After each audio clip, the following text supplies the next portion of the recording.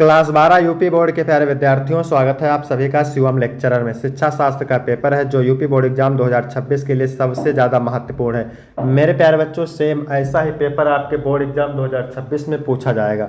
समय 3 घंटे 15 मिनट होता है और पूर्णांक मेरे प्यारे बच्चों 100 का होता है। ठीक है, नोट में लिखा हुआ है प्रारंभ के 15 मिनट परीक्षार्थियों को प्रश्न पत्र पढ़ने के लिए निर्धारित है।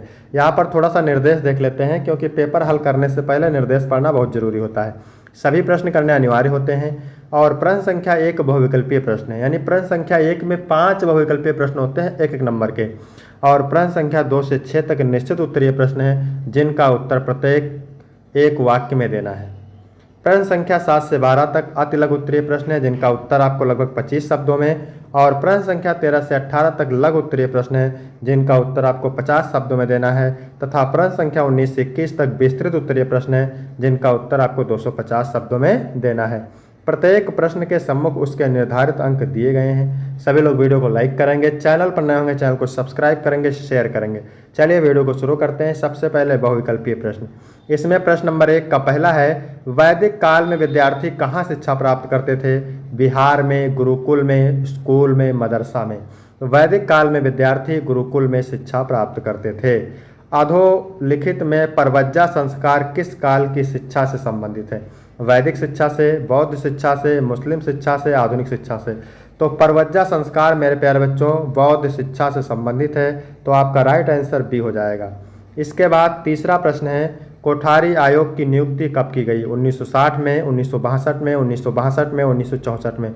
कोठारी आयोग की नियुक्ति की गई थी 1964 में। डी ऑप्शन करेक्ट हो जाएगा। इसके बाद प्रश्न नंबर 1 का चौथा है, भारत में आधुनिक विश्वविद्यालयों की स्थापना किसके सुझाव से की गई? 1813 के आज्ञा पत्र द्वारा, 1833 के आज्ञा पत्र द्वारा, 1835 के मैकाले के विवरण पत्र द्वारा, 1854 के वुड घोषणा पत्र द्वारा। तो भारत में आधुनिक विश्वविद्यालयों की स्थापना 1854 के वुड घोषणा पत्र द्वारा किया गया। डी ऑप्शन राइट हो जाएगा। किसने कहा शिक्षा का तात्पर्य व्यक्ति में शारीरिक, मानसिक और आर्थिक धार्मिक संस्कारों का विकास करना है? तो ये बात कही थी मदन मोहन मालवीय ने। डी ऑप्शन राइट हो जाएगा। इसके बाद है निश्चित उत्तरीय प्रश्न, उत्तर आपको एक वाक्य में देना है, प्रत्येक उत्तर के लिए आपको 1 अंक मिलेगा। तो दूसरा प्रश्न है, बौद्ध काल में छात्रों का किस आयु में उपसंपदा संस्कार होता था? तो बौद्ध काल में छात्रों का उपसंपदा संस्कार लगभग या आमतौर पर 20 वर्ष की आयु में होता था, इसको ध्यान रखिएगा। वुड का शिक्षा घोषणा पत्र कब आया था? तो वुड का शिक्षा घोषणा पत्र 1854 ईस्वी में आया था। इसके बाद प्रश्न नंबर 4 है, मदन मोहन मालवीय द्वारा स्थापित शैक्षिक संस्था का नाम बताइए। तो मदन मोहन मालवीय द्वारा स्थापित सबसे प्रमुख और प्रसिद्ध शैक्षिक संस्था बनारस हिंदू विश्वविद्यालय, जिसको बीएचयू कहते हैं, जिसकी स्थापना हुई थी 1916 में डॉक्टर एनी बेसेंट के समर्थन में की गई थी। ठीक है। वर्धा योजना किसने चलाई थी?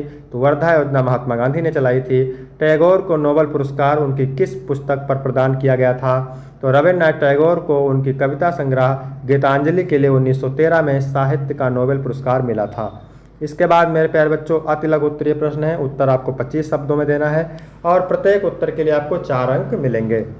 7वां नंबर है, वैदिक काल में एक विद्यार्थी की दिनचर्या क्या होती थी?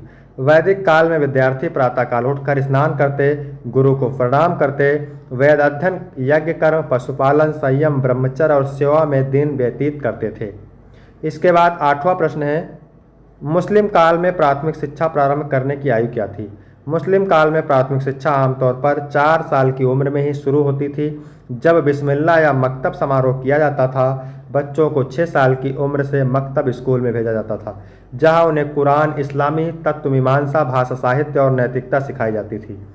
इसके बाद है 9 नंबर प्रश्न, पंडित मदन मोहन मालवीय के विद्यालय संबंधित विचार क्या थे? पंडित मदन मोहन मालवीय का शिक्षा और विद्यालय से संबंधित विचार था कि शिक्षा सर्वांगीण विकास का साधन है जो विद्यार्थियों की शारीरिक, बौद्धिक और भावात्मक शक्तियों को विकसित करे और उन्हें ईमानदारी से जीवन यापन करने योग्य बनाए।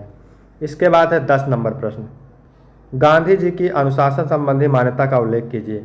तो गांधी जी की अनुशासन संबंधी मान्यता का मुख्य आधार आत्म अनुशासन था, जिसके तहत वे व्यक्ति को आंतरिक नियंत्रण, सत्य, अहिंसा, त्याग और सेवा के सिद्धांतों पर चलने के लिए प्रेरित करते थे। इसके बाद 11 नंबर प्रश्न है, ध्वनि प्रदूषण से क्या हानियां होती हैं? ध्वनि प्रदूषण से शारीरिक और मानसिक स्वास्थ्य पर कई गंभीर हानियां होती हैं, जिससे श्रवण शक्ति में कमी, उच्च रक्तचाप, हृदय संबंधी समस्याएं, नींद में खलल, तनाव, चिंता और एकाग्रता में कमी शामिल है। इसके बाद आपदा क्या है? कोई ऐसा प्राकृतिक अथवा मानव जनित ऐसी घटना जो समाज के सामान्य जनजीवन में गंभीर व्यवधान उत्पन्न कर दे, जिसके परिणाम स्वरूप बहुत बड़े स्तर पर जान माल, प्रकृति तथा अन्य नुकसान हो और जिसको प्रभावित समाज अपने संसाधनों से पुनर्स्थापित नहीं कर सकता हो। ठीक है। इसके बाद है लघु उत्तरीय प्रश्न। उत्तर आपको 50 शब्दों में देना है और प्रत्येक उत्तर के लिए आपको 6 अंक मिलेंगे। शिक्षा के पाठ्यक्रम के विषय में मदन मोहन मालवीय के विचारों की विवेचना कीजिए। मदन मोहन मालवीय का मानना था कि शिक्षा का पाठ्यक्रम ऐसा होना चाहिए जो राष्ट्रभक्ति, नैतिकता और सांस्कृतिक मूल्यों को प्रोत्साहित करे। वह भारतीय परंपराओं और आधुनिक वैज्ञानिक ज्ञान का संतुलन समावेश चाहते थे। उनका उद्देश्य विद्यार्थियों में चरित्र निर्माण, आत्मनिर्भरता और सामाजिक जिम्मेदारी विकसित करना था। इसके बाद 14 नंबर प्रश्न है, क्या कह रहा है? भारत में नवोदय विद्यालय खोलने के कारण क्या थे? तो भारत में नवोदय विद्यालय खोलने का मुख्य कारण ग्रामीण क्षेत्रों के प्रतिभाशाली विद्यार्थियों को गुणवत्तापूर्ण शिक्षा उपलब्ध कराना था। इन विद्यालयों का उद्देश्य सामाजिक न्याय, समान अवसर, राष्ट्रीय एकता तथा ग्रामीण प्रतिभाओं को प्रोत्साहित कर उन्हें आधुनिक विज्ञान, तकनीकी और संस्कृति से जोड़कर देश के विकास में योगदान हेतु तैयार करना था। इसके बाद 15 नंबर प्रश्न है, मध्यकालीन शिक्षा के प्रमुख उद्देश्य क्या थे? किसी एक विषय में लिखिए, किसी एक के विषय में लिखिए। तो यहाँ पर देख सकते हैं, मध्यकालीन शिक्षा का प्रमुख उद्देश्य धर्म, नैतिकता और शास्त्रों का ज्ञान प्रदान करना था। साथ ही व्यवहारिक कौशल, भाषा और कला पर भी बल दिया जाता था। उदाहरण, मुस्लिम शिक्षा में कुरान, हदीस और अरबी फारसी भाषा की शिक्षा दी जाती थी, जिससे धार्मिक ज्ञान और प्रशासनिक कार्यों में दक्षता प्राप्त हो सके। इसके बाद 16 नंबर प्रश्न है, महात्मा गांधी के शैक्षिक विचारों की विवेचना पाठ्यक्रम के आधार पर कीजिए। तो महात्मा गांधी के अनुसार शिक्षा का पाठ्यक्रम कार्य प्रधान और जीवन उपयोगी होना चाहिए। उन्होंने बेसिक एजुकेशन में मातृभाषा के माध्यम से हस्तशिल्प, श्रम, स्वावलंबन, नैतिकता तथा सामाजिक सेवा पर बल दिया। उनका मानना था कि शिक्षा से आत्मनिर्भरता, चरित्र निर्माण और राष्ट्रभक्ति का विकास होना चाहिए। इसके बाद 17 नंबर है, पर्यावरण शिक्षा की आवश्यकता पर प्रकाश डालिए। तो पर्यावरण शिक्षा की आवश्यकता इसलिए है क्योंकि यह मानव को प्रकृति के महत्व, संरक्षण और संतुलन की समझ प्रदान करती है। इससे प्रदूषण, वनों की कटाई व जलवायु परिवर्तन जैसी समस्याओं के समाधान के प्रति जागरूकता बढ़ती है। यह सतत विकास और स्वस्थ जीवन के लिए अत्यंत आवश्यक है। इसके बाद 18 नंबर प्रश्न है, मानसिक स्वास्थ्य का अर्थ बताइए। मानसिक स्वास्थ्य विज्ञान से किस प्रकार भिन्न है? मानसिक स्वास्थ्य का अर्थ है व्यक्ति की सोच, भावना और व्यवहार में संतुलन, जिससे वह जीवन की चुनौतियों का सामना सकारात्मक रूप से कर सके। मानसिक स्वास्थ्य विज्ञान इसका अध्ययन करने वाली शाखा है जो मानसिक रोगों के कारण निदान और उपचार पर केंद्रित होती है। इसके बाद है विस्तृत उत्तरीय प्रश्न मेरे प्यारे बच्चों। तो यहाँ पर 10 अंक मिलेंगे। उत्तर आपको 150 शब्दों में देना है। पंडित मदन मोहन मालवीय के अनुसार शिक्षा के उद्देश्यों का उल्लेख कीजिए अथवा गांधी जी के शैक्षिक विचारों का प्रकाश डालिए। अथवा करके 2 पूछता है, आपको 1 करना है। फिर 20वां नंबर प्रश्न है, पर्यावरण शिक्षा का अर्थ स्पष्ट कीजिए अथवा जल प्रदूषण के कोई 2 कारक लिखिए। फिर 21 नंबर है मेरे प्यारे बच्चों।